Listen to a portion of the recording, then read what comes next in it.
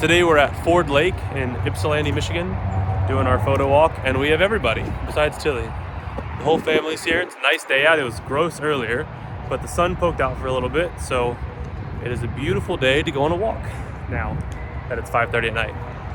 We're gonna walk around the lake a little bit. There's some really cool bridges here and towers. Again, lots of waterfowl.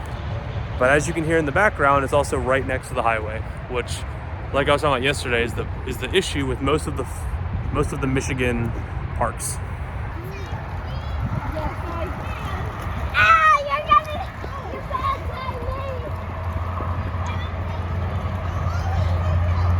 Well, we're definitely not sneaking up on any wildlife today, but I think that's okay.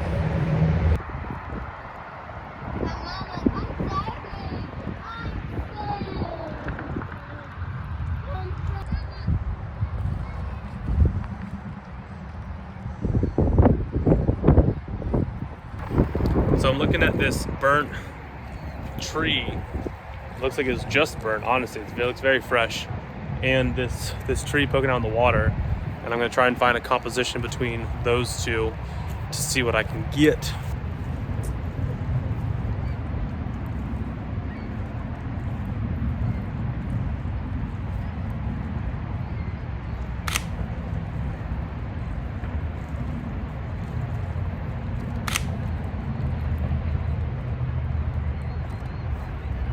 So what I'm looking for here is the contrast between the burnt and the fresh break on the wood.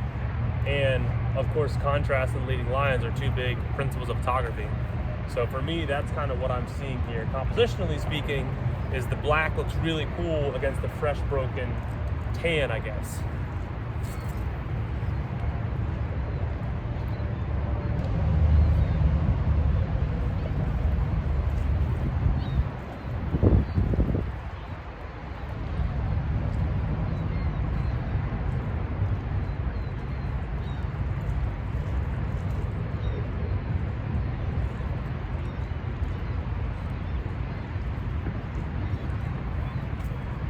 Partially too, I'm looking for spots come spring when there's more birds closer feeding on the fish. Like that picture I just took, I'll put up, would be a great spot to wait for a bird to come to eat or hunt, because it's a very, very cool leading line, nice background. So I'm kind of always remembering spaces that would be neat to come back to in the future.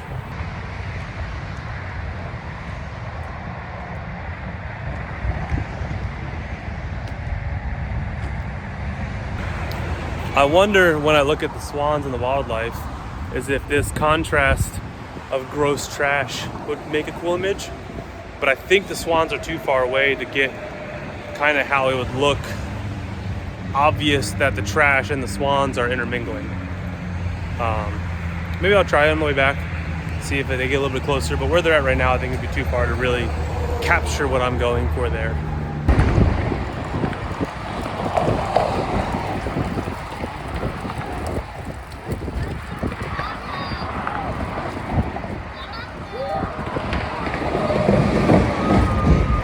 So it's kind of quieter now, it's still very loud.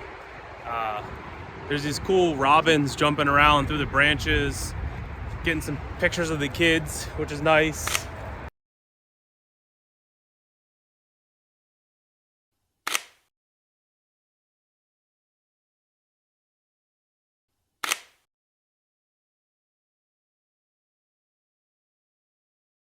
And just kind of, we're walking away from the water, but we'll be back to the water here in a minute, where most of the waterfowls are.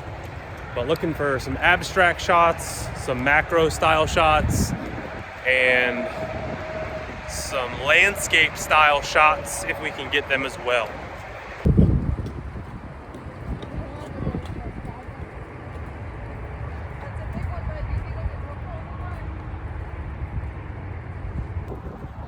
Sun's starting to go down now, and we're here on the boardwalk, going back closer to the water, having fun and walking around. Lots of cattails around, a couple praying mantis nests. Yeah, we have a young ornithologist on our hands. She knows most of the bird sounds from her bird recorder.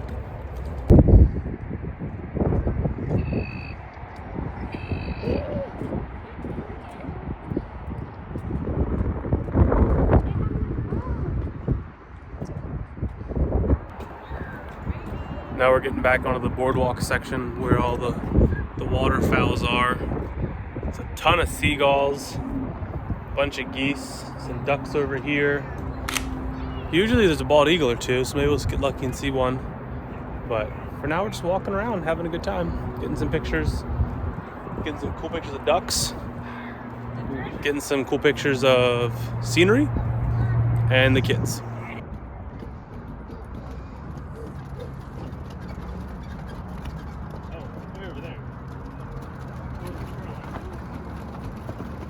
Well, it was swimming.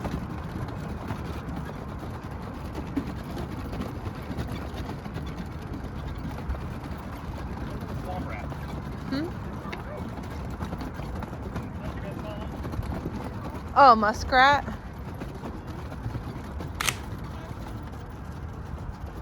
It's on that log right outside the water. See it, Charlie? No. You see its butt is to us right now.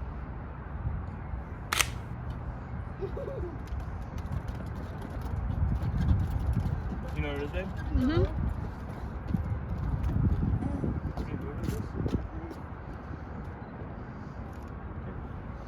You see it? It's walking away.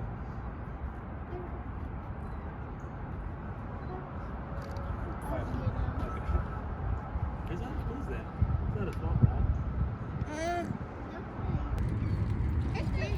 I think it's a beaver because it has these teeth. It does have the teeth, but what do beavers have that the muskrat doesn't on the back of its body? Like the tail it has. Yeah, what kind of tail does that one have? A rat tail. A rat tail, yep. Maybe it's... How does it make it call? I think it was called a rat. Oh! So now we're following a muskrat as it swims in the water. I think it was called a rat. It's like a rat, but it's a muskrat because they're musky smelling. I don't know if that's why or not, but that sounds good to me.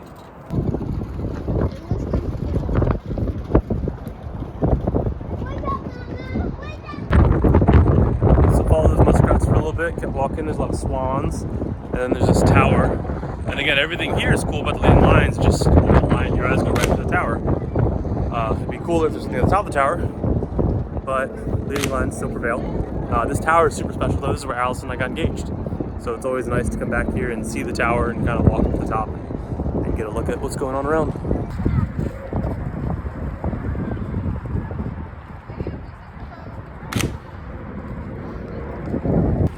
It has very rapidly gotten cold and windy, not beautiful and sunny anymore. So we're walking back before the rain comes in, which apparently is coming soon, because that is very dark sky. Very dark sky. We're not expecting rain. We're always the most unprepared, but we have fun, and the kids have fun, and they're outside. That's all that really matters. And as I walk, I'm taking some pictures of some of the logs jutting out into the water.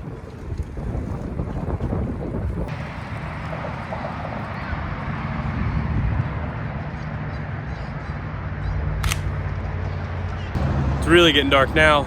Again, it's crazy how quick it gets dark here. So we're almost back to the car. Got some cool shots, had some fun, kids had some exercise. I'd say it's a very good walk. Video number 8.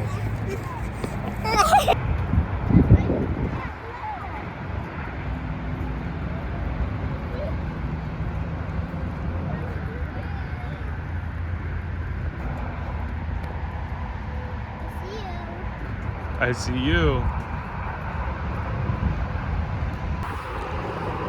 So by this point, it's dark. Kids have headlamps so that they can see, feel safe, always come prepared, at least a little bit.